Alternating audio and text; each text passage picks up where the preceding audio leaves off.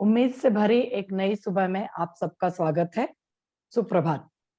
आज का हमारा जो सेशन है वो हम थोड़ा सा अंडरस्टैंडिंग के तौर पे लेंगे कि डायबिटीज क्या है और भारत में उसका जो प्रभाव है वो किस तरह से बढ़ते जा रहा है। तो let us understand diabetes first. सबसे पहले हम इस स्लाइड में आप देख पा रहे होंगे कि ये जो अपनी आबादी है वो किस तरह से डायबिटीज में फंसती जा रही है। तो और ग्लोबली ये जो डायबिटीज का जो ये है प्रभाव बढ़ते जा रहा है। तो जैसे यहाँ पे आप इस चार्ट में देख पा रहे होंगे सब लोग कि चाइना की पॉपुलेशन और इंडिया की पॉपुलेशन में ज्यादा फर्क अब बच नहीं गया है। और डायबिटीज का जो प्रिवेलेंस है, मतलब जो संख्या है, वो किस तरह से हमारे देश में बढ़ती जा रही है। तो चाइना की पॉपुलेशन ये लगभग 1.39 बिलियन है। इंडिया की 133, मतलब 133 करोड़ से भी अब तो और ऊपर चली गई है। लेकिन उसमें से जो परसेंटेज आप यहाँ पे देख सकते हो, तो चाइना की पॉपुलेशन और इंडिया की पॉपुलेशन का परसेंटेज लगभग सेम आ रहा है। मतलब 11.2% जो इंडिया की पॉपुलेशन है वो डायबिटीज से बढ़ती जा रही है। The burden of diabetes is high and increasing globally. तो ग्लोबली तो ये बढ़ ही रहा है, उसके साथ साथ हमारे भारत देश में इसमें बहुत सारे ऐसे कारण जुड़ते जा रहे हैं जो कि डायबिटीज को बढ़ाने में बहुत ज्यादा काम कर रहे हैं। अब ये कौन कौन से कारण हैं, जैसे कि ओवरवेट हो गया, ओबेसिटी हो गया, और तीसरा सबसे और महत्वपूर्ण कारण है वो है अनहेल्दी लाइफस्टाइल। इसीलिए यहाँ पे बोलते हैं 11% 2% अर्बन एरियाज, मतलब शहरी भागों में जिस तरह की लाइफस्टाइल आजकल बढ़ती जा रही है, अनहेल्दी लाइफस्टाइल, वो धीरे धीरे धीरे धीरे डायबिटीज में कन्वर्ट होते जा रही है। तो ऐसा एस्टिमेट किया जा रहा है कि 2019 तक 77 मिलियन यानी 7.7 करोड़ लोग डायबिटीज से ग्रसित थे। लेकिन धीरे धीरे ये बढ़ते बढ़ते ये संख्या अभी बढ़ती जा रही है। और 2045 तक इसकी संख्या मतलब बढ़ते बढ़ते बहुत ज्यादा हो जाएगी। लगभग 145 से करोड़ से ज्यादा इसकी संख्या बढ़ती जाने वाली है। तो 2045 ये हमारा एक जो हम बोलते हैं ना कि टारगेटेड ये रहेगा। तो इस तरह आप देख सकते हो कि इसकी संख्या कितनी ज्यादा बढ़ती जा रही है और हमें किस तरह से इसको ध्यान देना है। तो इंडिया बोला जाता है कि इंडिया में लगभग 7.7 करोड़, मतलब 77 मिलियन लोग, 11 इंडियन में से एक आदमी इन डायबिटीज का शिकार हो गया है। फॉर्मली डायग्नोज, मतलब जिन्होंने टेस्ट करवाए हैं और जिनका ये डेटा हमें बताता है। तो ये इंडिया जो है सेकेंड मोस्ट अफेक्टेड कंट्री है आफ्टर चाइना। 2020 में according to international diabetes federation ने जब ये पूरा अध्ययन किया तो पाया गया कि 463 मिलियन लोग डायबिटीज वर्ल्ड वाइड हो चुके हैं, और उसमें से 88 मिलियन लोग south Asia east Asia region को बिलोंग करते हैं। और वो 88 मिलियन लोगों में सबसे ज्यादा इंडिया को बिलोंग करते हैं, मतलब 77 मिलियन यानी कि 7.7 करोड़ लोग इंडिया में आज की तारीख में, मतलब 2020 में, ये आंकड़ा जो इंटरनेशनल डायबिटीज फेडरेशन ने दिया था उसमें से 7.5 करोड़ या फिर लगभग 8 करोड़ लोग यह डायबिटीज का शिकार हो चुके हैं। तो कुछ कंट्रीब्यूटर्स हैं, मतलब कौन कौन से रीजंस ऐसे हैं जो डायबिटीज बढ़ाने में कारगर हो रहे हैं या फिर डायबिटीज का ये प्रभाव बढ़ते जा रहा है। सबसे पहला कारण है lack of education about diabetes prevention strategies, मतलब डायबिटीज को कम कैसे किया जाए इसका हमको कोई नॉलेज नहीं है, हमारे लोगों को कोई नॉलेज नहीं है।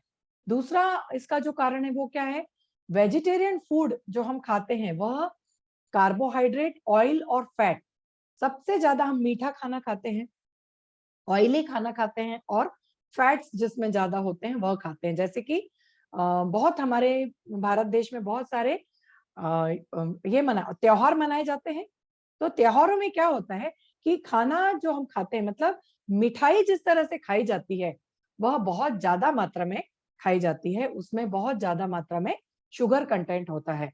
ऑयल्स हम खाते हैं, तले हुए पदार्थ खाते हैं बहुत ज्यादा, और फैटी सब्सटेंसेस बेकरी आइटम्स हो गए, जैसे पाव हो गया, ब्रेड हो गया, इस तरह के जो खाने खाए जाते हैं बहुत ज्यादा मात्रा में, वो एक रीजन है डायबिटीज को बढ़ाने का। Increase consumption of processed meat, जो लोग मीट खाना पसंद करते हैं, तो प्रोसेस्ड मीट जो खाते हैं उसको भी, उन लोगों को भी डायबिटीज होने की संभावना होती है। उसके बाद आ जाता है low consumption of fruits, nuts, seeds and whole grains, मतलब फलों का सेवन, जो हमारे पास नट्स अवेलेबल है, मतलब काजू, किशमिश, अखरोट, बादाम, पिस्ता, इन सब चीजों का कंजम्पशन कम है, कम खाए जाते हैं। तो यहाँ पे इस प्लेटफॉर्म पे मैं बोलूंगी आपको कि आप लोग ये जो मिठाई वगैरह खरीदते हैं या फिर एक दूसरे को आदान प्रदान करते हैं, उसके बदले आप अखरोट खाइए, पिस्ता खाइए। हालांकि ये महंगी चीजें हैं, लेकिन जितना खर्चा हम अपने बीमार होने के बाद करते हैं, हमें कुछ हो जाता है, तो वो खर्चा बचा के हम यह खर्चा थोड़ा सा इस तरफ कर सकते हैं कि अच्छे अच्छे ड्राई फ्रूट्स खाइए, कम मात्रा में खाइए, होल ग्रेन्स खाइए, मतलब स्प्राउटेड जो हमारे पास अवेलेबल है, उनको, उनका इस्तेमाल करिए। लैक ऑफ एक्सरसाइज भी एक कारण है। मोर स्क्रीन टाइम, मोबाइल ज्यादा इस्तेमाल करना, लैपटॉप पे बैठे रहना या फिर ज्यादा समय तक टीवी देखना, यह जो स्क्रीन टाइम है ये बढ़ते जा रहा है, यह भी एक डायबिटीज का कारण बताते हैं। टेबेको यूज का भी एक उदाहरण है, टोबैको भी होने से होता है, अल्कोहल का भी है, एनवायरमेंटल पोल्यूशन है, और इसके अलावा हाई ब्लड प्रेशर और हाई कोलेस्ट्रॉल, ये दोनों ही बहुत जो अपने आप में एक बीमारियां हैं, और फिर ये डायबिटीज को आमंत्रित करती हैं। तो दोस्तों, आप यहाँ पे ये स्लाइड को अच्छे से एक बार देखिए और अपने आसपास के लोगों को देखिए कि ऐसा कोई पर्सन हमारे आसपास है क्या कि जो, जिनको डायबिटीज होने की संभावना हो सकती है। तो ये एक ग्राफ यहाँ पे दिखाया गया है, gender wise percentage of diabetes, DALY। DALY का मतलब होता है कि हमारी जो हेल्थ है वो एक साल में किस मतलब किस बीमारी के कारण एक साल में हमारी लाइफ को कम करती है।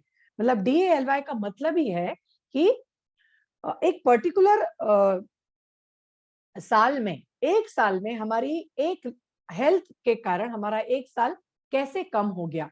यह तो जेंडर वाइज परसेंटेज जो है। अब इसमें बहुत सारे फैक्टर्स हमें दिख रहे हैं। इसमें सबसे ज्यादा जो फैक्टर कौन सा है, वो है high BMI, high metabolic index, जो कि हम अभी 2-3 दिन पहले जो हमने बात की थी कि यदि आपका वजन ज्यादा है, तो फिर यदि वजन ज्यादा है तो आपका, या फिर आपका मेटाबॉलिक रेट ज्यादा है, BMI इंडेक्स ज्यादा है, तो यह आपको पॉसिबिलिटी है कि मतलब 34% ये मेल्स के लिए है और 37% महिलाओं के लिए है। डाइटरी रिस्क पे भी आप यदि हो, बहुत ज्यादा तला हुआ खाते हो, बहुत मीठा खाते हो, तो डाइट में अपने आप में सुधार लाइए, जिससे आपका डायबिटीज को आप कंट्रोल कर सकेंगे। टोबैको में भी ये रिस्क है। ऑक्यूपेशनल एक्सपोजर, कुछ स्ट्रेस वाली चीजें होती हैं जिसके कारण भी डायबिटीज इंड्यूस हो सकता है। लो फिजिकल एक्टिविटी है, वहां पे भी पॉसिबिलिटी है। अल्कोहल कंजम्पशन से भी 2%, दो ऐसे लोगों को देखा गया है जिनको डायबिटीज की होने की संभावना एक साल में। तो ये जो आंकड़े हैं ये एक साल का डेटा दिखाते हैं कि एक साल में यदि आपने अपने आप को ठीक नहीं किया, तो फिर अगले साल, वो साल जो है आपका, वो हेल्थ वाइज ये खराब जाएगा। तो इस बात पे ध्यान देने की आवश्यकता होती है। अब डायबिटीज है क्या? डायबिटीज जो है वो 3 तरह के बोले गए हैं, टाइप 1 डायबिटीज, टाइप 2 डायबिटीज और जेस्टेशनल डायबिटीज। तो टाइप 1 और टाइप 2 ज्यादा इंपॉर्टेंट है, उनमें से भी टाइप 2 ज्यादा जरूरी है, क्योंकि टाइप 1 डायबिटीज जो है, इसमें क्या होता है कि हमें सबको पता है कि डायबिटीज में क्या हो गया। नॉर्मल तौर पे देखा गया है कि जब आपका शुगर आपके रक्त में बढ़ जाता है, शर्करा रक्त में बढ़ जाती है, तो उसको बोला जाता है कि आपको डायबिटीज या फिर हाइपरग्लाइसीमिया हो गया। तो पैंक्रियाज जो हमारे चयापचय यानी डाइजेस्टिव सिस्टम का एक ऑर्गन है, जब पैंक्रियाज इंसुलिन प्रोड्यूस नहीं कर पाता, तब उसको बोलते हैं टाइप 1 डायबिटीज। मतलब ये एक ऑटो इम्यून डिसऑर्डर है। जैसे कि मैंने आपको कल भी बताया था, ऑटो इम्यून डिसऑर्डर का मतलब है जब आपका शरीर आपके, मतलब जब आपकी इम्यूनिटी या फिर आपका शरीर आपके ही खिलाफ काम करता है। कुछ ऐसी कोशिकाएं बन जाती हैं जो कि आपके शरीर के फंक्शनिंग के खिलाफ काम करती हैं। तो पैंक्रियाज का क्या काम है? इंसुलिन का प्रोडक्शन। तो टाइप 1 डायबिटीज में इंसुलिन का प्रोडक्शन नहीं होता, यह किसी रीजन के कारण होता है, जो कि इसको बोला जाता है ऑटो इम्यून डिसऑर्डर। दूसरे टाइप का डायबिटीज है वो क्या है? Type 2 diabetes. नॉर्मल तौर पे देखा गया है कि जो इंसुलिन है वह ग्लूकोज को कन्वर्ट करती है, मतलब ग्लूकोज को कलेक्ट करके ग्लाइकोजन में बदलती है। मतलब इंसुलिन यदि नहीं बना तो ग्लूकोज का अपटेक कम हो जाएगा और ग्लूकोज जो है हमारे रक्त नलिकाओं में ज्यादा मात्रा में रहेगा। नॉर्मल तौर पे क्या होता है, जो भी हम खाना खाते हैं अल्टीमेटली वो ग्लूकोज में कन्वर्ट होता है। तो जितना ज्यादा ग्लूकोज आपके शरीर में रहेगा, अच्छी मात्रा में रहेगा, आपको उतनी ही एनर्जी मिलती जाएगी। लेकिन यदि ग्लूकोज ज्यादा हो गया, तो ग्लूकोज क्यों ज्यादा हो जाता है? क्योंकि इंसुलिन जो है वह ग्लूकोज का अपटेक नहीं कर पाता, और यदि इंसुलिन कम हो गया तो ग्लूकोज ज्यादा हो जाएगा, which leads to higher blood sugar levels. तो ये एक तरह का जो डायबिटीज है, यहाँ पे आप देख सकते हो टाइप 2 डायबिटीज 90% होता है और टाइप 1 डायबिटीज ये सिर्फ 10% लोगों में पाया जाता है। और टाइप 2 डायबिटीज ये हमारी लाइफस्टाइल जो है उसके ही कारण हो रहा है, और टाइप 1 डायबिटीज जो है ये ऑटो इम्यून है, क्योंकि कुछ मेल फंक्शनिंग हमारे शरीर में नेचुरली हो जाती है, जिसके कारण टाइप 1 डायबिटीज हो सकता है। जेस्टेशनल डायबिटीज नॉर्मल तौर पे मतलब कई महिलाएं ड्यूरिंग प्रेगनेंसी डायबिटीज डेवलप हो जाता है उनको, उसको बोलते हैं जेस्टेशनल डायबिटीज। और एक होता है प्री डायबिटीज, जो कि नॉर्मल तौर पे यदि इंसुलिन बनता है लेकिन उसका इस्तेमाल हमारा शरीर नहीं कर पाता, तब उसको बोलते हैं प्री डायबिटीज। तो टाइप 1 टाइप 2 ये दोनों इंपॉर्टेंट हैं। उसमें भी सबसे ज्यादा इंपॉर्टेंट क्या है? टाइप 2 डायबिटीज, मतलब body insufficient insulin secretion for blood glucose regulation. तो यहाँ पे हम सिम्टम्स क्या क्या देखेंगे? दोनों ही टाइप के डायबिटीज में कुछ सिम्टम्स रहते हैं। सबसे पहला सिम्टम है, आप हमेशा भूख, मतलब इंसान को हमेशा भूख लगती है, हमेशा ऐसे लगता है कि कुछ मैंने खाया ही नहीं है, तो always hungry. Second, unexpected weight loss, अचानक से वेट कम होना, यह भी एक डायबिटीज की होने की निशानी है। नम्ब और टिंगलिंग हैंड या फिर हैंड और फीट, मतलब हमारे जो हाथ और पैर हैं ये कभी कभी नम्ब हो जाते हैं, जैसे बोलते हैं ना कि मूंगी लग गई या फिर हाथ में सेंसेशन कम हो गया, उसको बोलते हैं नम और टिंगलिंग हैंड्स इन हाथ और पैरों में। फ्रीक्वेंट यूरिनेशन, बार बार यूरिनेशन को जाना पड़ता है, बार बार पेशाब करने को जाना पड़ता है। सेक्सुअल डिसऑर्डर कुछ डेवलप हो जाते हैं। एक्सट्रीम फटीग, हमेशा थका हुआ महसूस करना, और हमेशा ऑलवेज थर्स्टी, हमेशा आपको प्यास लगती है। तो ये कुछ सिम्टम्स हैं जो कि डायबिटीज को दर्शाते हैं। इसके बाद डायबिटीज होने की वजह से क्या क्या कॉम्प्लिकेशंस हो सकते हैं वो हम देखेंगे। सबसे पहला जो कॉम्प्लिकेशन है वो है, जो हमारी वुंड्स है, यदि कोई जख्म हो जाती है तब वो उसका जो हीलिंग है या फिर वो जल्दी से ठीक नहीं होते, वुंड्स जो हमारे जल्दी से ठीक नहीं होते, वह सबसे ज्यादा कॉम्प्लिकेटेड हो जाते हैं। पेरिफेरल न्यूरोपैथी है। सेरेब्रोवास्कुलर डिसीज, मतलब मस्तिष्क से रिलेटेड जो कुछ बीमारियां होने लगती हैं, मतलब जो रक्त पुरवठा है हमारे मस्तिष्क का वो अफेक्ट होता है। डायबिटिक न्यूरोपैथी हो जाती है। कोरोनरी हार्ट डिसीज होने की संभावना है, मतलब हमारे जो हार्ट की जो रक्त पुरवठा, रक्त पहुंचाने वाली नलिका है, वहां पे कुछ डिपोजिशन होने की संभावना होती है, जिसको हम कोरोनरी हार्ट डिसीज बोलते हैं। और आई डैमेज होने की भी संभावना हो सकती है। तो इस तरह से ये कुछ कॉम्प्लिकेशंस हैं। यदि डायबिटिक कुछ सीवियर हो गया, तब पॉसिबिलिटी होती है कि हमें ये कॉम्प्लिकेशंस पॉसिबल हैं। तो आप यदि ये सारे सिम्टम्स आप देख पा रहे हो अपने आसपास किसी के, अपने घरों में, तो आप समझ लीजिए कि शुगर लेवल चेक कराना बहुत जरूरी है। अब एक थोड़ा सा हम अंडरस्टैंड करेंगे कि शुगर मेटाबॉलिज्म हमारे शरीर में कैसे होता है। इस डायग्राम में आप देख रहे हो कि हमारे जो डाइजेस्टिव सिस्टम है, हमारा जो पचन तंत्र है, उसमें ये दो ऑर्गन होते हैं। सबसे पहला ऑर्गन जो इंपॉर्टेंट है वो है लीवर, और दूसरा है पैंक्रियाज। तो इंसुलिन और ग्लूकेगॉन, इंसुलिन और ग्लूकेगॉन ये दो हार्मोन होते हैं जो कि पैंक्रियाज में बनते हैं। इंसुलिन भी पैंक्रियाज में बनता है, और एक और हार्मोन होता है ग्लूकेगॉन, जो भी पैंक्रियाज में बनता है। तब आप यहाँ पे देखोगे कि जब हमारे शरीर में हम जो भी खाना खा रहे हैं, अल्टीमेटली वो कन्वर्ट होता है कहाँ? ग्लूकोज में जाके। अब इंसुलिन का जो क्या काम है, इंसुलिन जो है यह ग्लूकोज को ब्लड से लेता है। यदि ग्लूकोज ज्यादा होता है ब्लड में, तो यह ग्लूकोज को ब्लड से लेता है और ग्लाइकोजन में कन्वर्ट करता है। ठीक है, ग्लाइकोजन में कन्वर्ट करके उसे लीवर में इसे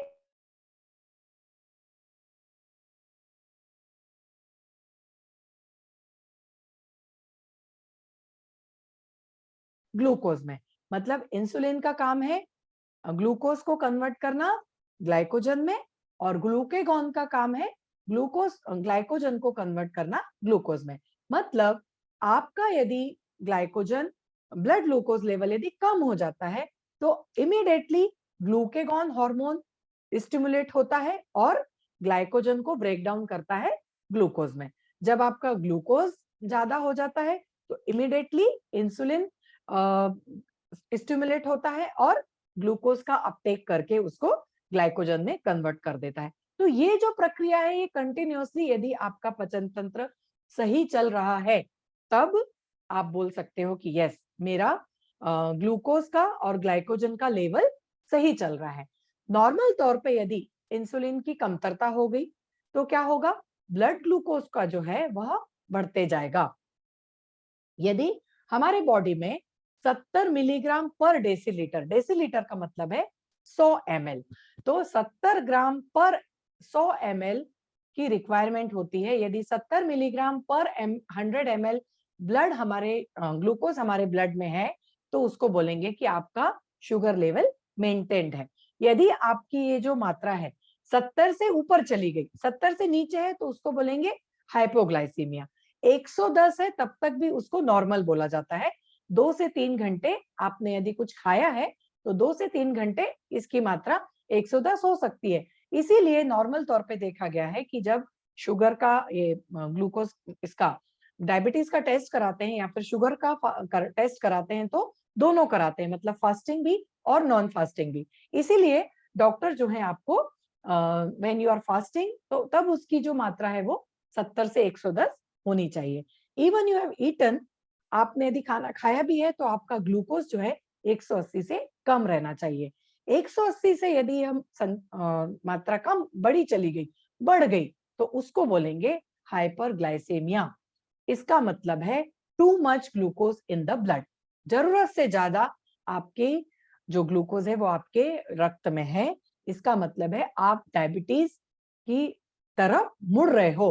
तो नॉर्मल तौर पे देखा गया है कि ये जो है, इसको बोलते हैं ग्लूकोज टॉलरेंस।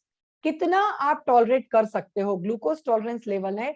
एक शुगर वाटर ड्रिंक आता है, उसको यदि आपका शरीर मतलब उतना इंसुलिन यदि बन गया, उसने कंज्यूम कर लिया आपके ग्लूकोज को, तब आप बोलेंगे कि आपका ग्लूकोज टॉलरेंस लेवल अच्छा है। लेकिन यदि 180 से यदि पहुंच गया, 180 की मात्रा से यदि ऊपर पहुंचता है, तो फिर आप हाइपरग्लाइसेमिक हो जाते हो, या फिर बोल सकते हैं कि ग्लूकोज हमारे शरीर में, हमारे रक्त में ज्यादा चला गया। तो अब जैसे आपने देखा, इन सब वजहों के कारण आप पूरा जो है ये बढ़ते जा रहा है। तो ग्लोबली जो है ये पिक्चर कुछ ठीक नहीं है। लोअर और मिडिल इनकम जो कंट्रीज लाइक इंडिया, मतलब लोअर क्लास मिडिल क्लास की जो फैमिली है, वहां पे भी यदि ये बढ़ते गया, सिग्निफिकेंटली बढ़ते जा रहा है, कुछ पिछले कुछ सालों में, पिछले कुछ दशकों में यह बढ़ते जा रहा है। और यदि हमने अर्ली डायग्नोसिस ऑफ डायबिटीज नहीं किया, कुछ कॉम्प्लिकेशंस हमारे जो दिखते हैं उनको भी स्क्रीन करना चाहिए, उनकी भी जांच करानी चाहिए। और ऑप्टिमल थेरेपी जो है, मतलब जो भी थेरेपी हमारे हेल्थ केयर सिस्टम में मौजूद है, उसकी हमें जांच मतलब इस्तेमाल शुरू कर देना चाहिए, जो कि प्राइमरी प्रिवेंशन है। मतलब प्री डायबिटीज, यदि नॉर्मल तौर पे क्या होता है कि यदि शुगर लेवल ज्यादा दिख रहा है, आप हाइपरग्लाइसेमिक दिख रहे हो, तो संभावना है कि आप प्री डायबिटीज में आ गए हो। तो यदि प्री डायबिटीज है, तो यदि प्राइमरी प्रिवेंशन यही होता है कि आप प्री डायबिटीज में यदि आ गए, तब आप समझ लीजिए कि आपको आगे जाके डायबिटीज हो ज्यादा, आप उसकी तरफ बढ़ते जा सकते हो। So let us find solution with Dhanvantari Madhuneel Amrit Churna. Madhuneel Amrit चूर्ण जो कि क्या है, एक ट्रेडिशनल आयुर्वेदिक सप्लीमेंट है। आयुर्वेदिक सप्लीमेंट का मतलब है कि यह आपके डायबिटीज को आयुर्वेदिक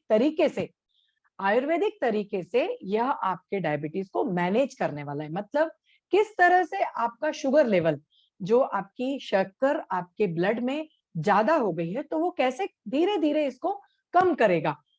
इसका क्या मतलब है, आपको अपनी ब्लड शुगर मेंटेन रखनी है, कम भी नहीं करनी और ज्यादा भी नहीं बढ़ानी। तो अपना जो मधुनील अमृत चूर्ण है, यह कैसे मैनेज करेगा, इसके जो इंग्रेडिएंट्स हैं वो इतने, मतलब बोलेंगे कि इस तरह से उनका समागम किया गया, इस तरह से उनको सिनर्जिक इफेक्ट दिया गया है। हमारा जो मधुनील अमृत चूर्ण है उसमें आप देखोगे, उसमें कटुका है, कालमेघ है, कुड्जा रूट है, नीम है, गुड़मार है, बिटर गोर्ड मतलब करेला है, जामुन है, जामुन के बीज इस्तेमाल किए गए हैं, डेविल ट्री है, मामे जीवा जो कि बहुत ही इफेक्टिव है डायबिटीज के लिए, और काला जीरा। अब ये जितनी भी आयुर्वेदिक औषधियां हैं, यह क्या करती हैं, ट्रेडिशनली तौर पे, मतलब आयुर्वेद का एक मूल मंत्र क्या है, आपके जो भी मतलब सिम्टम्स हैं या फिर जो भी बीमारी है उसको ये जड़ से निकालने में सहायता देता है। तो यदि आपको लगता है कि आप प्री डायबिटिक हो या आपके आसपास कोई जिसका शुगर लेवल थोड़ा बढ़ गया है, तो उसको जरूरी है कि आप मधुमेह अमृत चूर्ण का इस्तेमाल शुरू कराइए, क्योंकि यह मैनेज करने वाला है, इससे कोई भी साइड इफेक्ट होने वाला नहीं है। तो हम एक एक करके देखेंगे कि यह किस तरह से आपका को सहायता देता है, इसके क्या क्या बेनिफिट हो सकते हैं। यह एक आयुर्वेद सप्लीमेंट जो कि आपके ब्लड शुगर लेवल को ठीक कर रहा है, इंसुलिन के सिक्रीशन को बढ़ाता है, और डायबिटीज के जो भी कॉम्प्लिकेशंस हो सकते हैं, हमने पहली स्लाइड में देखे डायबिटीज के कॉम्प्लिकेशंस, उनको ये डिले करता है। ऐसा नहीं कि मतलब पूरी तरह से डायबिटीज का कॉम्प्लिकेशन ठीक हो जाएंगे, लेकिन एटलीस्ट उनको डिले करता है। तो इसका डोज क्या है, 1 चम्मच आपको ब्रेकफास्ट के पहले सुबह खाना है, और 1 चम्मच रात के खाने के पहले इसको लेना है, और साथ में अपनी जो शुगर है उसकी मॉनिटरिंग करते जानी है, तो आपको इसका डोज भी एडजस्ट किया जा सकता है। अब इसके जो इंग्रेडिएंट्स हैं वो किस तरह से हमें सहायता देते हैं। सबसे पहला जो इंग्रेडिएंट है वो है कटुका। कटुका जो है हमारे हाई ब्लड ग्लूकोज को ये नॉर्मल कर रहा है, useful in controlling high blood sugar level. इसमें जो है यह स्टार्च को ग्लूकोज में कन्वर्ट करता है, लेकिन बाद में जाके यह ब्लड, मतलब इसको जो स्टार्च का जो कन्वर्जन है ग्लूकोज में, उसको ये कम करता है, breakdown of starch into glucose, मतलब ग्लूकोज ही कम बनाता है। नॉर्मल तौर पे क्या होता है कि जो भी हम खाना खा रहे हैं तो इंसुलिन क्या करेगा, उसको कन्वर्ट कर देगा ग्लाइकोजन में, लेकिन जो कटुका है यह क्या करेगा, हमारा जो ग्लूकोज का जो ब्रेकडाउन है, मतलब बनने की प्रक्रिया है, उसको ही कम कर देगा। तो लो ब्लड शुगर लेवल, आपका जो ब्लड शुगर लेवल है वो कंट्रोल में रहेगा। इसके बाद क्या है, कालमेघ, ये की बहुत इंपॉर्टेंट जड़ी बूटी है। कालमेघ जो है हमारे ब्लड ग्लूकोज लेवल को कम करने में सहायता करती है, और इंसुलिन का रिलीज हमारे पैंक्रियाटिक सेल से बढ़ाती है, जिसके कारण जो ग्लूकोज की मात्रा ज्यादा हो गई है रक्त में, उसका प्रॉपर से यूटिलाइजर होते जाएगा। कुड्जा जो है हमारे हाइपरग्लाइसेमिक में, मतलब एंशियंट टाइम से डायबिटीज में इस्तेमाल की गई जड़ी बूटी है। नीम जो है, इसमें जो फ्लेवोनॉइड्स और ट्राइटर्पिनॉइड्स पाए जाते हैं, यह ऑनसेट ऑफ डिसीज, मतलब क्या होता है कि यदि आप किसी पर्सन में संभावना है डायबिटीज होने की, तो वह संभावना को ही कम कर देता है, प्रिवेंटिंग और delaying the onset of disease. मतलब यदि प्री डायबिटीज है तो 100% आप इस मतलब बच जाओगे डायबिटीज की रेंज में जाने से। यह आपके ब्लड शुगर लेवल को कम करता है, और मतलब इंश्योर करता है कि आपको शुगर की, मतलब खाने की जरूरत ना पड़े। गुड़मार, गुड़मार का नाम ही देखिए आप, गुड़मार मतलब शुगर डिस्ट्रॉयर। कंजम्पशन ऑफ गुड़मार can help decreasing craving of sugar. मतलब क्या होता है ना कि एक हमें जो मीठा खाने की इच्छा होती है, क्रेविंग मतलब हमारा जो जो मतलब बोलते हैं ना कि जो टेस्ट बर्ड्स हैं, हमारी जीभ में जो टेस्ट बर्ड्स होती हैं, यह हमें बताती हैं कि अब हम मीठा खाएं। आप नॉर्मल तौर पे देखते हैं यार कुछ मीठा खाया जाए, या फिर मीठा खाने की इच्छा अचानक से हो जाती है। तो जो गुड़मार है वो क्या करता है, हमारी इस इच्छा को कम करता है, मतलब डिक्रीज क्रेविंग फॉर शुगर और स्वीट फूड। तो आप नॉर्मल तौर पे यदि स्वीट कम खाओगे तो नेचुरली आपका शुगर लेवल कम होने वाला है।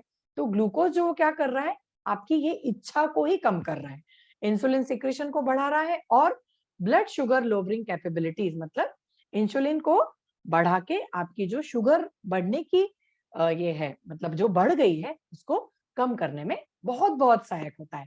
उसके बाद आ जाता है करेला। तो करेला में जो प्रॉपर्टीज हैं वो इंसुलिन की तरह काम करती है, which help bring glucose into cells for energy. Karela makes insulin active. यदि इंसुलिन इनएक्टिव हो गए हैं, इंसुलिन एक हार्मोन है, उसको भी एक कैटालिस्ट लगता है, एक कुछ मतलब स्टिमुलेशन लगता है।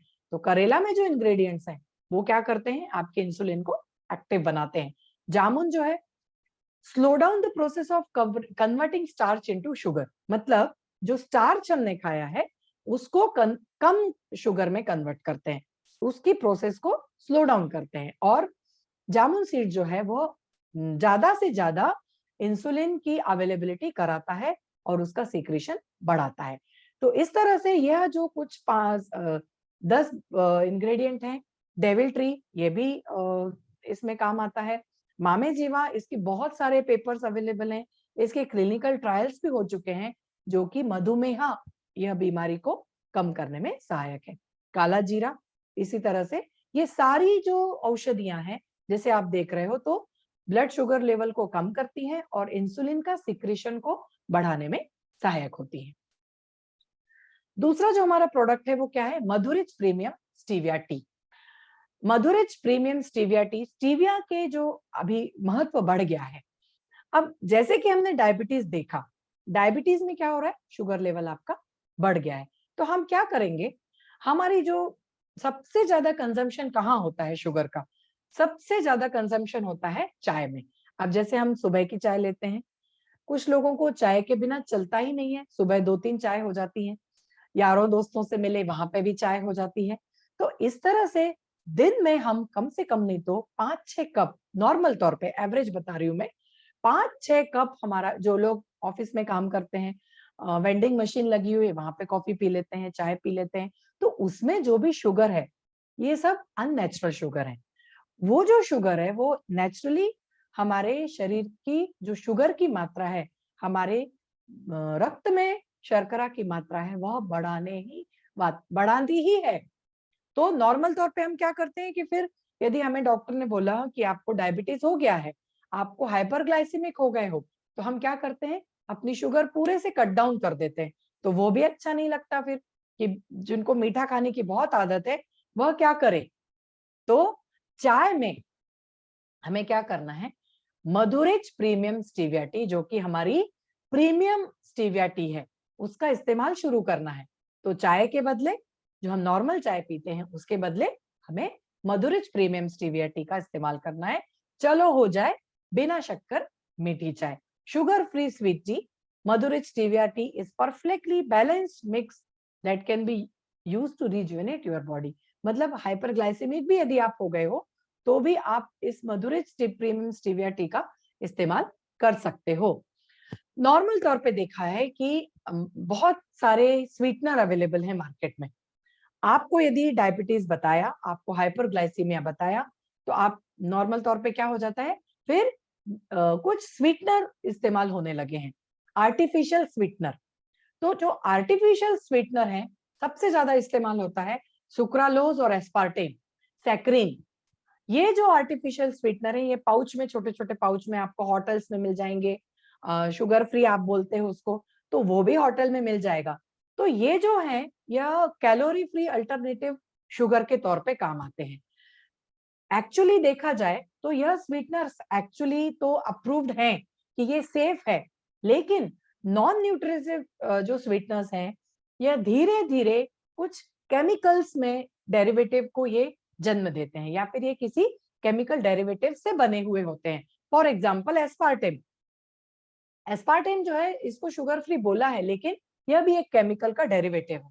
तो आर्टिफिशियल स्वीटनर जो है यह बाद में क्या करते हैं, आप इसका इस्तेमाल शुरू करते हैं, लेकिन बाद में क्या होता है, धीरे धीरे धीरे धीरे चलते फिर से वजन बढ़ने लगेगा, मेटाबॉलिक सिंड्रोम्स आपके शुरू हो जाएंगे और कार्डियोवास्कुलर डिसीज और फिर टाइप 2 डायबिटीज। मतलब जिस वजह से हमने शुगर कम की थी और हमने ये जो नेचुरल स्वीटनर इस्तेमाल किए थे जो कि केमिकल से बने हुए हैं, फिर से आपको उसी तरफ ले जाते हैं। तो क्या हो गया अल्टीमेटली, नेचुरल स्वीटनर जो मार्केट में अवेलेबल है वो भी काम के नहीं बचे। फिर एक आया जो कि हमने नॉर्मल तौर पे इसको जो बोला है हर्बल स्वीटनर। तो हर्बल स्वीटनर जिसको बोलते हैं स्टीविया टी या फिर इसको मीठी तुलसी के नाम तौर पे भी जाना जाता है। इसका जो पेड़ है वह, इसकी जो पत्तियां हैं वो तुलसी जैसी ही दिखती हैं, तो इसको हम मीठी तुलसी या फिर मीठी पत्ती कैंडी लीफ बोल सकते हैं, जो कि एक बहुत ही अच्छा हेल्दियर अल्टरनेटिव शुगर का अल्टरनेटिव है स्टीविया स्वीटनर्स, जो कि अभी मतलब 21वीं सदी में हम बोल सकते हैं कि इसको बहुत ज्यादा पॉपुलैरिटी मिल गई है। तो ये क्या है, मच अटेंशन, आर्टिफिशियल स्वीटनर और शुगर है specially for the management of insulin sensitivity and type 2 diabetes. तो अलोंग विथ मधुनील चूर्ण आपको क्या लेना है, स्टीविया टी लेना है। आपकी चाय पीने की इच्छा होती है तो आप स्टीविया टी पीजिए, जो कि आपकी इंसुलिन सेंसिटिविटी को ये मैनेज कर रहा है और टाइप 2 डायबिटीज को भी ये कम करने में सहायक होता है। इसमें क्या है कि ये जो पत्ती है इसमें एक बहुत ही इंपॉर्टेंट इंग्रेडिएंट प्रेजेंट होता है जिसको बोलते हैं ग्लाइकोसाइड। उस ग्लाइकोसाइड को बोलते हैं स्टीवियोल ग्लाइकोसाइड, जो कि स्वीटनिंग बेवरेजेस और डेजर्ट्स, मतलब आजकल जो डेजर्ट्स हैं मतलब आइसक्रीम है या कुछ मिठाइयां हैं उसमें भी, चॉकलेट्स में भी आजकल स्टीविया लीव्स का इस्तेमाल होने लगा है। कमर्शियली इसका प्रोडक्शन हो गया है, जो कि एक नॉन कैलोरिक स्वीटनर है। तो स्टीविया ग्लाइकोसाइड जो है एक स्टीवियोसाइड या फिर इसको बोलते हैं रेबिडुआसाइड, जो कि 300 गुना ज्यादा मीठा है अपनी नॉर्मल शुगर से। हम जो शुगर खाते हैं उससे 300 गुना यह मीठा है। तो हमें इतनी सी चाय पत्ती लगेगी हमारे स्टीविया की, जो कि आपको मीठी चाय देने वाली है। और यह नॉन ग्लाइसेमिक भी है, मतलब इस चाय पीने से हमें ग्लाइसीमिया नहीं होगा या फिर हमें डायबिटीज नहीं होगा। तो इस तरह से यह नेचुरल शुगर जो है स्टीविया, उसको आप इस्तेमाल कर सकते हैं डायबिटीज में। तीसरा जो हमारा प्रोडक्ट है आज हम डिस्कस करने वाले हैं वो है मैग्नोरिच। मैग्नोरिच जो है एक आयुर्वेदिक हेल्थ प्रमोटर ड्रिंक है, जो कि बहुत सारे फ्रूट्स और बहुत सारे एसेंशियल एंटीऑक्सीडेंट जो कि हमें लगते हैं हमारे जो फ्री रेडिकल्स हमारे टॉक्सिन्स की वजह से बहुत ज्यादा बढ़ गए हैं हमारे शरीर में, और जो ऑक्सीडेटिव स्ट्रेस देते हैं। आप सभी को शायद अब पता चल गया होगा कि ऑक्सीडेटिव स्ट्रेस क्या होता है। ऑक्सीडेटिव स्ट्रेस जो हमारे शरीर की कोशिकाएं हैं उनको ये कुछ इस तरह से बना देते हैं। यह एक बहुत अच्छा टमाटर है, ऑक्सीडेटिव स्ट्रेस बढ़ा और ये टमाटर देखिए कैसा हो गया। उसी तरह से हाल हमारी शरीर की कोशिकाओं का होता है। हमारे शरीर का जो फ्री रेडिकल्स बढ़ते जा रहे हैं, फ्री रेडिकल्स पॉल्यूशन के कारण या फिर स्ट्रेस के कारण जो फ्री रेडिकल्स बढ़ते हैं, नॉर्मल सेल कुछ इस तरह से होने लगती हैं। फ्री रेडिकल्स अटैक करते हैं उनके ऊपर और फिर हमारी सेल का कुछ इस तरह से हाल होता है। तो हमें क्या करना है, हमारे शरीर को फ्री रेडिकल्स मुक्त करना है। ये जो मुक्त कण हमारे शरीर में है उनसे हमारे शरीर को बाहर निकालना है। तो हमारे धन्वंतरी ने एक बहुत ही बेहतरीन प्रोडक्ट लाया है, सुपर ऑक्सीडेंट जूस, जो कि हमारे ऑक्सीडेटिव स्ट्रेस को कम कर सकता है। अब आप यहाँ पे इस स्लाइड में देख रहे हो बहुत सारे फैक्टर्स हैं, कुछ बाहरी फैक्टर्स हैं, कुछ अंदरूनी फैक्टर्स हैं, जो कि एक्सीजीनियस और एंडोजीनियस, मतलब बाहरी और अंदरूनी फैक्टर्स हैं जो कि हमारे ऑक्सीडेटिव स्ट्रेस को बढ़ाते हैं। फिर उससे क्या होता है, हर तरह की बीमारियां हो सकती हैं, जैसे कि हार्ट की बीमारी है, हार्ट अटैक है, स्ट्रोक है, हाई ब्लड प्रेशर है। फिर किडनी की बीमारियां हो सकती हैं, क्रॉनिक किडनी डिसीज पॉसिबल है। स्किन अफेक्ट होता है, रिंकल्स बढ़ते हैं, एक्जिमा, सोरियासिस, इस तरह की कुछ स्किन कैंसर भी पॉसिबिलिटी हो सकती है यदि फ्री रेडिकल्स ज्यादा हो गए तो। और मल्टी ऑर्गन, मतलब डायबिटीज है, क्रॉनिक फटीग है, हैवी मेटल टॉक्सिसिटी है, जॉइंट्स को ये अफेक्ट करता है, जैसे कि हमने कल डिस्कस किया रूमेटाइड आर्थराइटिस की भी पॉसिबिलिटी हो सकती है। इम्यून सिस्टम को ये इफेक्ट दे रहा है, ब्लड वेसल्स को ये अफेक्ट कर रहा है, जैसे कि अथेरोस्क्लेरोसिस हो सकता है, हाई ब्लड प्रेशर पॉसिबिलिटी है, कोलेस्ट्रॉल डिपोजिशन हो सकता है, लंग्स को ये इफेक्ट करता है, अस्थमा की बीमारी है, क्रॉनिक ये है, लंग्स को बीमार कर सकता है, क्रॉनिक ब्रोंकाइटिस की सब संभावना हो सकती है। तो इस तरह से फ्री रेडिकल ऑक्सीडेटिव स्ट्रेस जो है, यह धीरे धीरे धीरे धीरे हमारे शरीर के हर ऑर्गन को यह कमजोर बनाते जाता है, और यह मतलब एक तरह से हमारा शरीर धीरे धीरे बीमार होने लगता है।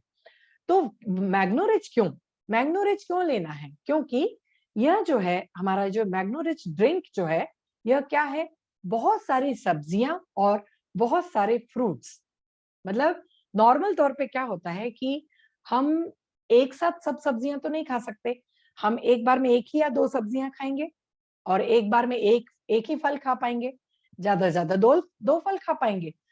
तो अब हम बोलते हैं कि आप सारे फल खाइए, तो सारे फल अवेलेबल भी होना चाहिए, क्योंकि सीजन ही नहीं रहेगा। यदि आम का सीजन है तो आम रहेगा, दूसरे जो फल हैं, हम कुछ कुछ जगहों पे कुछ फल पहुंच भी नहीं पाते, क्योंकि कुछ जो है जैसे स्ट्रॉबेरीज हैं या फिर कुछ अलग अलग तरह की जो बेरीज हैं, वो सब जगह मिल भी नहीं पाती हैं।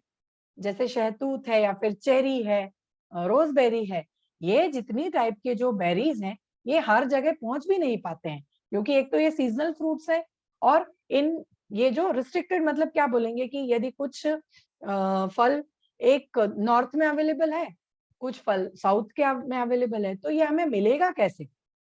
इसकी ट्रांसपोर्ट ही नहीं पॉसिबल है, क्योंकि या फिर उनकी उत्पादन ही वहां पे होता नहीं है और पहुंच नहीं पाते हैं, तो हमें ये मिल नहीं पाते। तो मैग्नो रिच जो है, यह बहुत सारी सब्जियां और बहुत सारे फ्रूट्स का मिक्सचर करके बनाया गया है, जिसमें बहुत सारी मात्रा में डाइटरी फाइबर्स पाया गया है। यह फैट और कैलोरीज इसमें कम है, मतलब फैट कम है तो कैलोरीज भी कम रहेंगी, और यह एक बहुत ही इंपॉर्टेंट सोर्स है हमारे जो न्यूट्रिएंट हैं, मतलब हमारे जो खनिज हमें लगते हैं, विटामिन जो हमें लगते हैं, जैसे कि potassium, iron, folic acid, vitamin A, B, C और ई, इन सब से यह परिपूर्ण है। इसके जो न्यूट्रिएंट हैं, यह हमारा जो मेटाबॉलिक पाथवे है, मतलब जो चयापचय तंत्र है, हमारी जो डाइजेशन की प्रक्रिया है, वह बहुत अच्छे से बढ़ाती है, और हमारी हर बॉडी के हर फंक्शन को यह इंप्रूव करती है। इसमें क्या क्या है आप देखेंगे, acai berry, goji berry, blueberry, ये सारे नाम भी हमने नहीं सुने, लेकिन यह सारे हमारे मैग्नो रिच में अवेलेबल है। स्ट्रॉबेरी, ब्लैकबेरी, सी बकथॉर्न, बहुत ही फायदेमंद ये बेरी है, बहुत ही मतलब फायदेमंद, यानी आप इसको सुपर फूड भी बोल सकते हो। एक्चुअली सी बकथॉर्न भी अभी सुपर फूड के तौर पे जाना जाता है। Packed with high amount of antioxidant, omega 6, 9, vitamin C, और बहुत तरह की जो इम्प्रूव हमारे हमारे शरीर को जो जो चीजें लगती हैं, उनसे परिपूर्ण ये है। आप यहाँ पे देख सकते हो, कम बहुत सारे आप इसमें देखोगे, आप खुद ही देखिए कि ये सब हमें आमतौर पे देखने मिलता है क्या? नहीं मिलता। तो मैग्नो रिच जो है, हमें ये सारी चीजें एक साथ हमें दे देगा। Acai berry, cranberry, bilberry, blueberry, blackberry, goji berry, raspberry, gooseberry, mangosteen. तो ये सारी चीजें तो हमने सुनी भी नहीं है, जो कि हमें अवेलेबल करा दी गई है मैग्नो रिच में। स्ट्रॉबेरी, स्ट्रॉबेरी सबने सुना होगा, मलबेरी भी शायद कुछ लोगों को मालूम होगा, ड्यूबेरी, ये जितनी भी चीजें हैं ना, ये जितनी भी बेरी आप जिसको बोलते हो, यह इसमें सबसे ज्यादा एक जो इम्पोर्टेंट इंग्रेडिएंट रहता है, वो क्या रहता है? लाइकोपीन। ये जो कलर आप देख रहे हो ना, इसमें लाइकोपीन रहता है, कैरोटीनॉइड रहते हैं, जो कि रिच इन एंटीऑक्सीडेंट, मतलब जितनी शरीर में हमारी शरीर को जितने एंटीऑक्सीडेंट की मात्रा चाहिए, वह सारे इन सब फलों में उपलब्ध रहते हैं, जो कि तरह तरह के मतलब कुछ डाइजेशन को इम्प्रूव करते हैं, कुछ कैंसर को प्रिवेंट करते हैं, कुछ हेल्दी बोन्स बनाते हैं, कुछ आर्थराइटिस को कम करते हैं, और इस तरह से हर तरह का जितना भी आप इस स्लाइड्स में देख सकते हो, यह हर तरह से हमारी शरीर में एंटीऑक्सीडेंट के तौर पे काम करके तरह तरह की जितनी बीमारियां हैं उनको कम करने में सहायता देते हैं।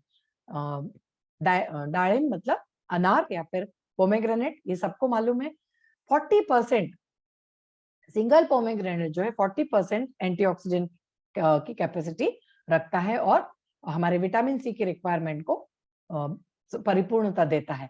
पाइनएप्पल, ये भी मालूम है सबको, बहुत अच्छा फल है, लेकिन बहुत सारे फल का जो अमलगम है, बहुत सारे फलों का मिश्रण है, यह हमारे मैग्नो रिच इसमें मिला गया है। इसको इससे हमें क्या क्या बेनिफिट्स हैं? सुपर पावर ऑफ एंटीऑक्सीडेंट ये है, यह जितने भी ऑक्सीडेटिव स्ट्रेस हैं इससे लड़ता है और जितनी भी बीमारियां होने की संभावनाएं हैं उसको कम करता है।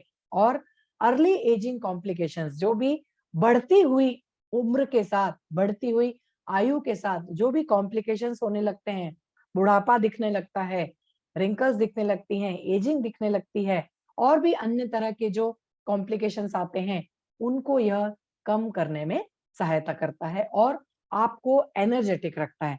सबसे ज्यादा क्या है, हमें ऊर्जा की तो जरूरत है, तो मैग्नो रिच जो है एनर्जेटिक रखता है।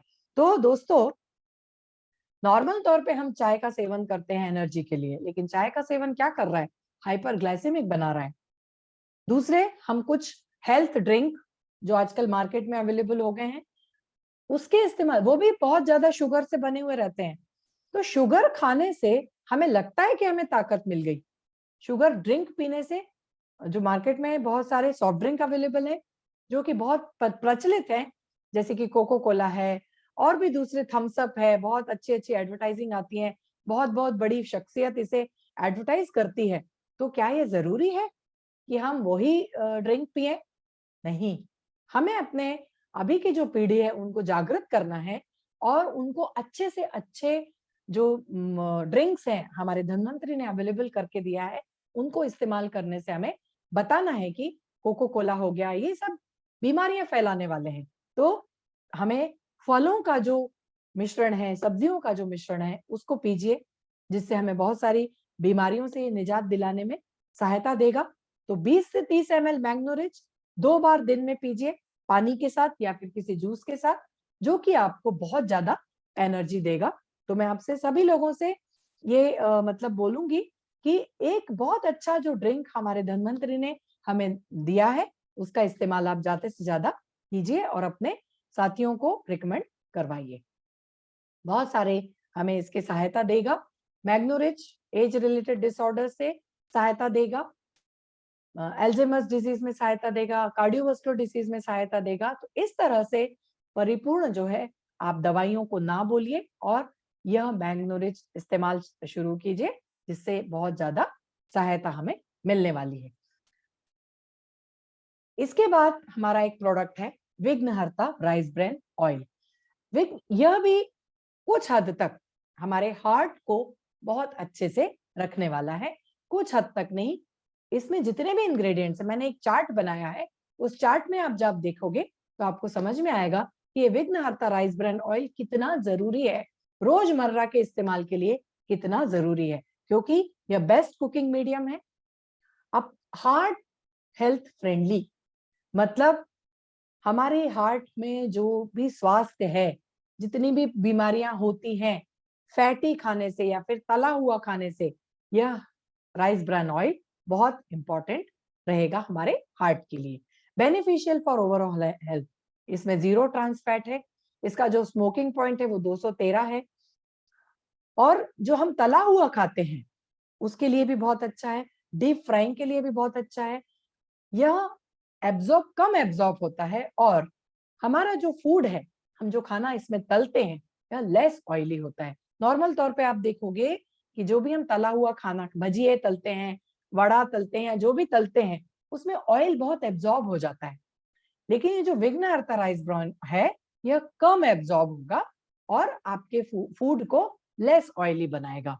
इसको इसमें तलने से कम समय लगता है, इसका जो है फ्लेवर माइल्ड है, टेस्ट अच्छा है, यह एंटीऑक्सीडेंट है, और इसकी जो शेल्फ लाइफ है, मतलब इसकी जो अवधि है, इसकी जो मतलब स्टोरेज हम इसको कर सकते हैं 9 महीने तक, इसमें कोई भी परिवर्तन नहीं होगा, इसके केमिकल और फिजिकल प्रॉपर्टीज में कोई भी परिवर्तन नहीं होगा।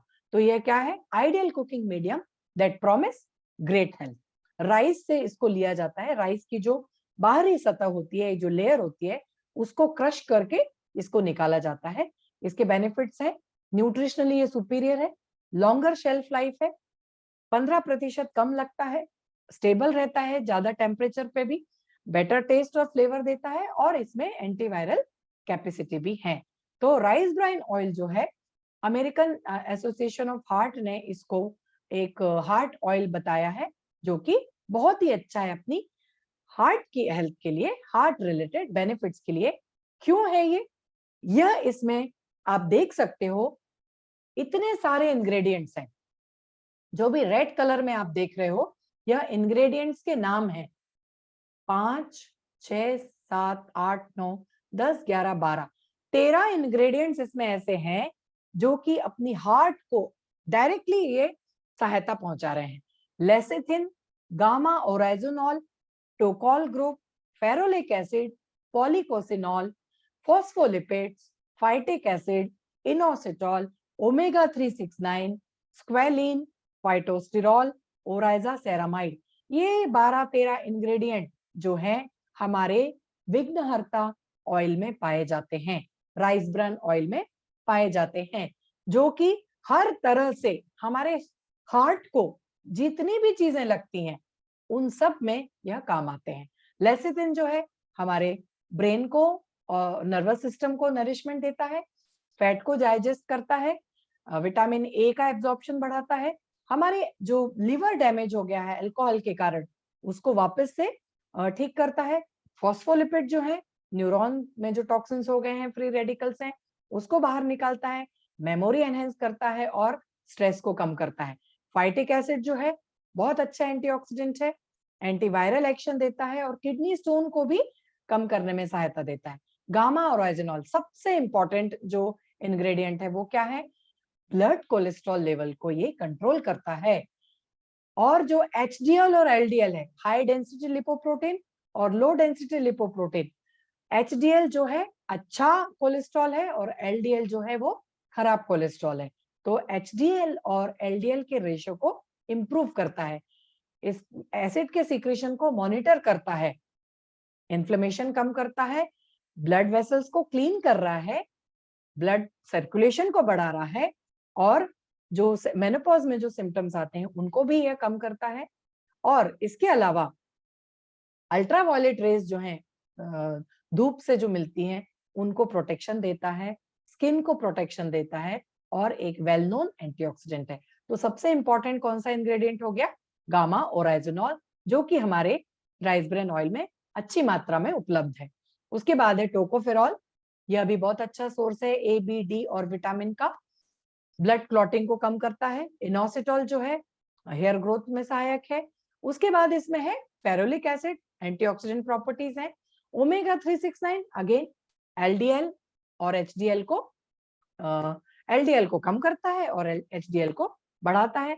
स्क्वेलिन, फाइटोस्टिरॉल्स, फाइटोस्टिरॉल्स ये नेचुरल स्टेरॉल्स हैं, अलग से स्टेरॉल लेने की जरूरत नहीं है, नेचुरल स्टेरॉल्स हैं इसमें, जो कि एलडीएल को कम करते हैं और हमारी जो कंजेस्टिव हार्ट डिसीजेज हैं, मतलब जितने भी हार्ट रिलेटेड डिसीजेज हैं उनके रिस्क को ये कम करते हैं। बहुत ही इंपॉर्टेंट ये इंग्रेडिएंट है जो कि हमारे विघ्नहर्ता राइस ब्रान ऑयल में अवेलेबल है। तो इस तरह से दोस्तों आप देख सकते हो कि यह जो हमारे जितने भी इंग्रेडिएंट्स हमारे इसमें हैं राइस ब्रान ऑयल में, यह हमें किस तरह से सहायता देते हैं। ओरेजा सेरामाइड हमारी सेल्स को डिस्ट्रॉय होने से बचा रहा है। पॉलीकोजिनॉल भी जो है ट्राइग्लिसराइड को कम कर रहा है, प्रोस्टेट ग्लैंड को सहायता देता है, इफेक्टिवली फिजिकल स्ट्रेस को कम कर रहा है और एनर्जी को बढ़ावा दे रहा है। तो इस तरह से आप देखोगे कि यह जो है राइस ब्रान ऑयल, ये एक बहुत ही अच्छा माध्यम है हमारे स्ट्रेस को कम करने का, हार्ट में जो जितने भी प्रॉब्लम्स हैं, हार्ट रिलेटेड जितने डिसीजेज हैं, उनको कम करने में ये बहुत बहुत हमें मदद करता है। तो इस तरह से आज का इस सेशन में यहाँ पे समाप्त करती हूँ। मुझे आशा है कि आप लोग मतलब हमने जितने भी अभी 3 प्रोडक्ट डिस्कस किए, राइस ब्रान ऑयल, विघ्नहर्ता राइस ब्रान ऑयल, मधुनील अमृत चूर्ण और मधुनील स्टीविया टी, यह तीनों ही मिलके आप अपनी हेल्थ को एक अलग मुकाम पे ले जाओगे। प्री डायबिटीज यदि आपको लगता है कि कुछ लोगों में प्री डायबिटीज है, 110 से ऊपर शर्करा चली गई है, तब आप सोचिए कि आप अपने यह मधुनील अमृत चूर्ण का इस्तेमाल आप कैसे कर सकते हो। फिर चाय यदि आप पीते हो तो चाय का इस्तेमाल ना करके आप हमारी मधुनील स्टीविया टी का इस्तेमाल कीजिए।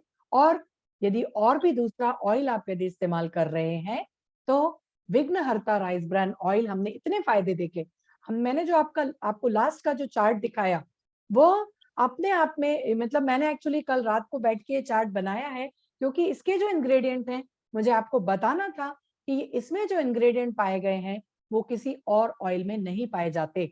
इसलिए बहुत बहुत जरूरी है कि आप जो भी ऑयल इस्तेमाल करते हो उसको बंद करके विघ्नहर्ता राइस ब्रान ऑयल इस्तेमाल शुरू कीजिए और अपने दोस्तों में, अपने बाकियों दूसरे परिवारों में, अपने सगे संबंधियों में हर एक एक बॉटल ये पहुंचाइए। फिर देखिए कि आपकी हार्ट रिलेटेड हेल्थ या फिर बाकी की जो हेल्थ है वो किस तरह से तंदुरुस्त रहेगी। बहुत बहुत धन्यवाद। Thank you very much sir, over to you.